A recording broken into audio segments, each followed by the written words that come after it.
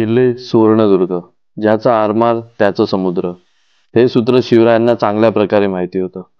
म्हणून महाराजांनी जलदुर्गांची निर्मिती केली. त्यातील एक म्हणजे किल्ले सुवर्णदुर्ग. दुर्गाचे प्रवेशद्वार हे पूर्व दिशेला असून उत्तराभिमुख आहे. हे प्रशस्त प्रवेशद्वार छत्रपती शिवाजी महाराजांनी बांधून घेतले आहे. महाद्वाराजवळ पोहोचताच उजव्या बाजूला तटबंदीवर हनुमानाची मूर्ती कोरली आहे. ही मूर्ती अर्वाचीन नसावी. डाव्या हाताने पुढे गेल्यावर राजवाड्याचे दगडी चौथरे आणि बांधीव विहीर आहे. किल्ल्यात दक्षिणेकडे भक्कम बांधणीचे एक दारुकोटार आहे.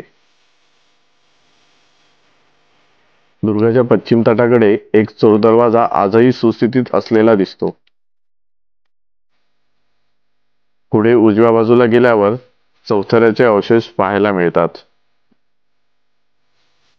गडावर 2 तलावे आहेत. पुढे गेल्यावर दुसरे दारुकोटार पाहावयास मिळते.